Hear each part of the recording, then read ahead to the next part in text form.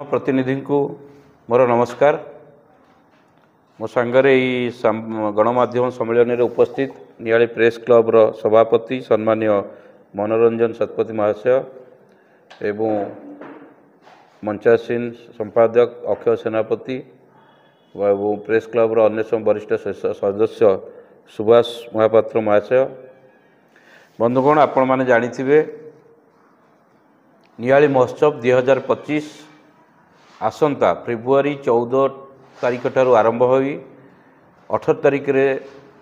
समापन हब।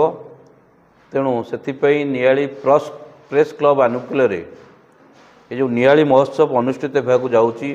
आपको सबुठारु सरस सुंदर करने एथर महोत्सव कमिटी निष्पत्ति नहीं जो भली भाव में प्रेस क्लब रो समस्त सदस्य माने सबु दलरू जाति धर्म दल निर्विशेष सबु दल मानक सांगरे नहीं सबु धर्मर लोक मानक सांगरे नहीं एवं प्रत्येक राजनीतिक दलर से बीजेडी हो बीजेपी हो बा कांग्रेस हूँ समस्तर जो विभिन्न नेतृमंडल की निमंत्रण करिसेंती। तेणु मु भावुची निश्चित भाव में वर्षर नियाली महोत्सव बहुत अति सुंदर और सरस हम एवं आम या 5 दिन धरी पालन करुचु। प्रथम रात्रि आमर सांस्कृतिक कार्यक्रम रही से आमर प्रथम दिन में जेहेतु पुलवामा अटैक होता फेब्रुआरी 14 से आम आध्यात्मिक परिवेश गोटे महोत्सव को आगे नापी आम चेष्टा करूँ। से दिन आमर संस्कृति विभाग तरफ विभिन्न नृत्य परिवेषण एवं भजन समारोह आम से दिन करूँ। कंठशिल्पी शक्ति मिश्र एवं तेजस्विनी पाढ़ी द्वारा संगीत परिवेषण एवं द्वितीय दिन में से अनेक कार्यक्रम रही। प्रत्येक दिन विभिन्न आम ओडिशार जो ऐतिह्य संस्कृति परंपरा रही जो ताकू नियालीवासी को किभली भाव परिचित करा नियाली महोत्सव मंडपरू से आम कार्यसूची प्रस्तुति करुचु। प्रत्येक दिन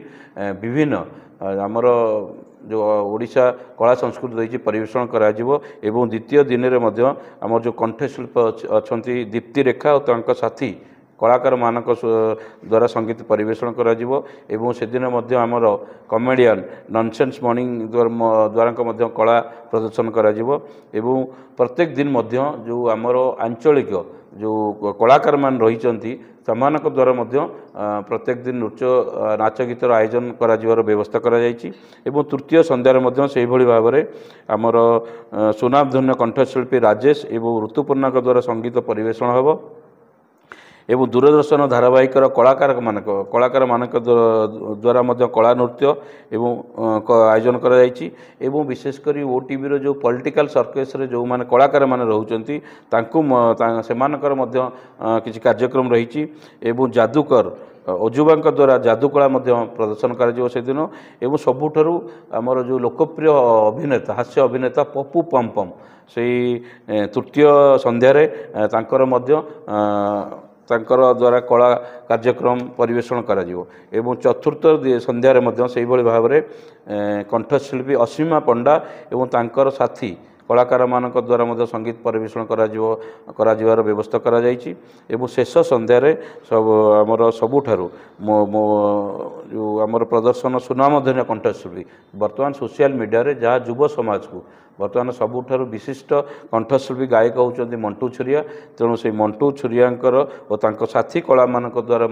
कलाकार मानक द्वारा संगीत परिवेषण करा तेणु यही भली भाव में 5 दिन धरी ओडिशार विभिन्न कला संस्कृति को सेठी परिवेषण करा एवं नियाली अधिवासी नियाली और आखपाखर जो माने जनसाधारण अछंती किभली ओडिशार कला संस्कृति सहित परिचित हो पारे से व्यवस्था नियाली सांबादिक संघ मानक द्वारा आयोजन करा जायछि। तेणु निश्चित भाव में मु आशा करी एवं आपण मानकर साहाय्य सहयोग लोड़ुचु प्रत्येक दिन किभली भाव में या प्रचार प्रसार करा एवं ये नियाली महोत्सव होउछि नियाली माटीर परिचय आम समस्तंकर दायित्व रही महोत्सव किभली आगक नगे आगक बढ़े नेबा। तेणु मु आउ थे आपण मानक माध्यम समस्त को अनुरोध करुच्ची कि नियाली अंचलवासी हूँ बा यार आखपाखर अंचलवासी अनुरोध करुच्ची आसतु समस्ते मिसी ए महोत्सव को नियाली जो गर्व और परिचय ये महोत्सव को आगे नवा एवं अति शांति श्रृंखला सहित ये महोत्सव को उपभोग करने मुझे आपण माध्यम नियालीवासी अनुरोध करुच्ची।